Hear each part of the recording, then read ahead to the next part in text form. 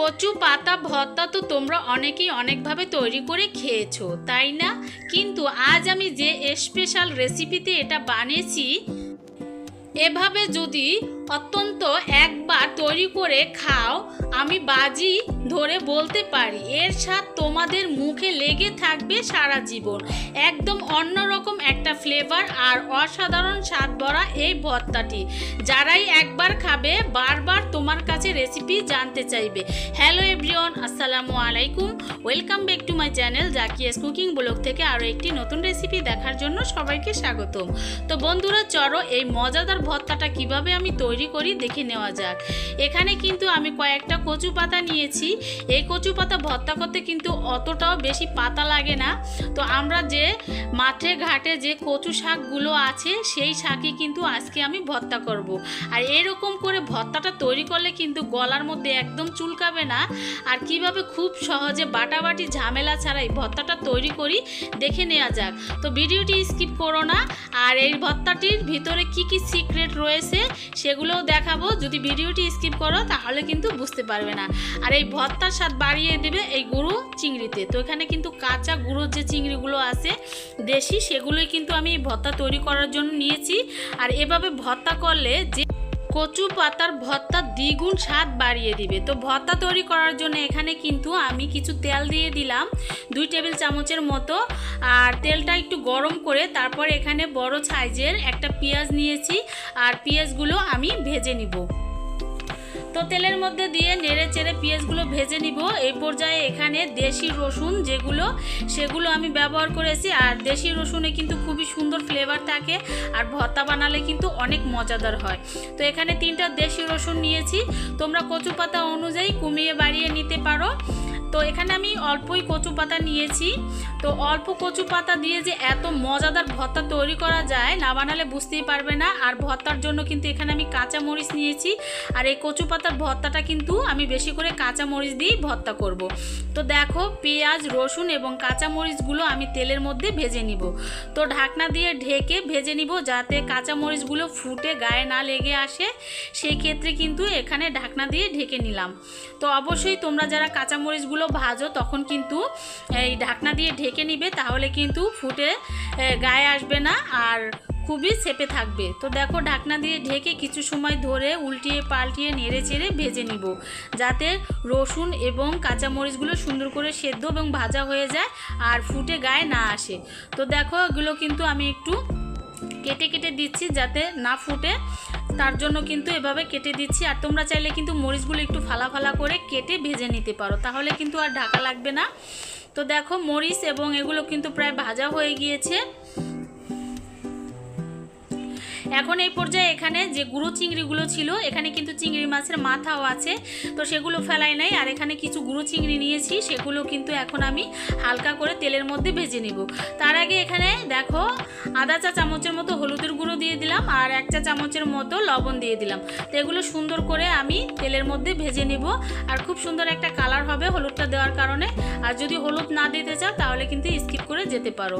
তো যেহেতু এখানে চিংড়ি মাছ দিয়েছি, সেই ক্ষেত্রে এখানে একটু হলুদ দিয়ে দিলাম যাতে কালারটা সুন্দর আসে। তো দেখো, কিছু সময় ধরে হালকা করে ভেজে নিব মিডিয়াম আঁচ করে।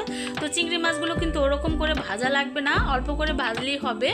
আর এই চিংড়ি মাছ ভাজার পরে কিন্তু খুবই সুন্দর একটা ফ্লেভার বের হয়ে এসেছে। আর অনেকেই আছো তোমরা চিংড়ি মাছ কাঁচা চিংড়ি দিয়েও কিন্তু এভাবে কচু পাতাটা ভর্তা করতে পারো। তো তোমরা যদি এই রেসিপিটা চাও তাহলে তোমাদের সাথে শেয়ার করতে পারি। তো দেখো, আমি যেভাবে ভর্তা করি সেটাই তোমাদের সাথে শেয়ার করলাম। আর এভাবে ভর্তা করলে কিন্তু অনেক অনেক মজার হয়। তো দেখো, নেড়ে চেড়ে কিছু সময় হাতে নিয়ে কিন্তু সবগুলো উপকরণ সুন্দর করে ভেজে লাল লাল করে ভেজে নিয়েছি। তো দেখো, এই পর্যায়ে এগুলো কিন্তু ভাজা হয়ে গিয়েছে। আর আমি এগুলো তুলে নিব প্যান থেকে।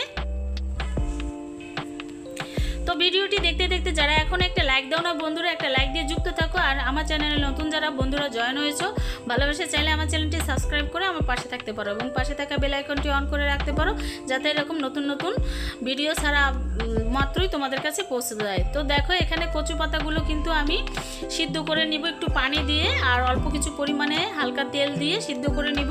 আর এই ভর্তাটা কিন্তু কোনো রকম বাটাবাটি ঝামেলা ছাড়াই কিন্তু আমি তৈরি করে নিব। এখানে আধা চা চামচের মতো লবণ দিয়ে দিলাম। লবণটা দেওয়ার পরে ঢাকনা দিয়ে ঢেকে কচু পাতাগুলো সুন্দর করে সেদ্ধ করে নিতে হবে।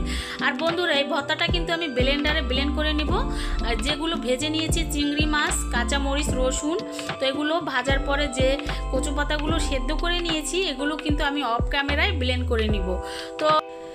তো কোনো রকম বাটাবাটি ঝামেলা ছাড়া কিন্তু এরকম সুন্দর করে কচু পাতা ভর্তা করা যায়। আর এই ভর্তাটা যে এতটা মজাদার হয়, তো কচু পাতাগুলো কিন্তু ব্লেন্ড করে কিন্তু আমি আবার সরিষার তেলে ফোড়ন দিব। তো ভিডিওটা কিন্তু একটু কম হয়েছে ফোড়ন দেওয়ার সময়, আমি পুরোটা দেখাতে পারি না, এর জন্য দুঃখিত। কারণ ক্যামেরা অন করেছিলাম তখন বন্ধ ছিল, এর জন্য সবার কাছে ক্ষমা চাইছি।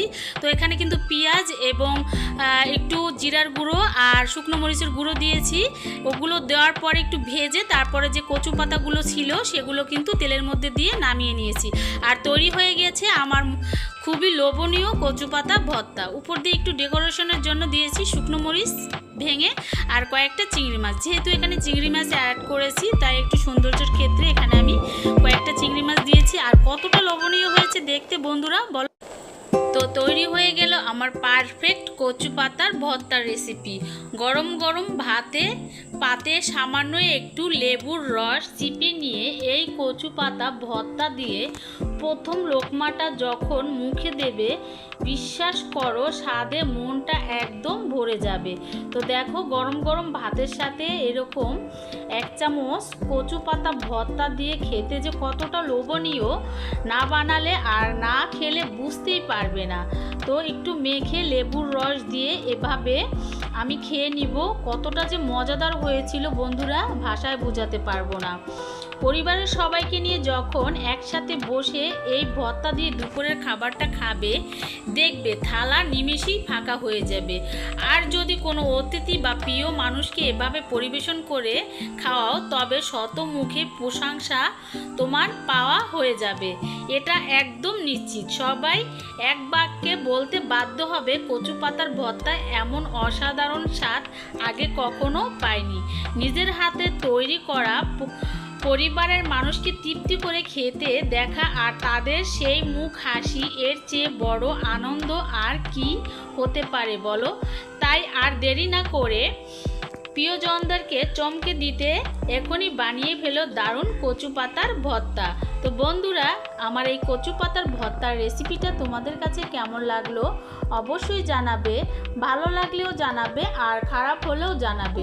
যদি ভালো লেগে থাকে অবশ্যই আমার চ্যানেলটিতে সাবস্ক্রাইব করে পাশে থাকবে এবং পাশে থাকা বেল আইকনটি অন করে রাখবে এবং তোমাদের প্রিয়জনদের সাথে শেয়ার করে দেবে। আজ এই পর্যন্তই। সবাই ভালো থাকো, সুস্থ থাকো এ কামনা করি। আল্লাহ হাফেজ। আসসালামু আলাইকুম।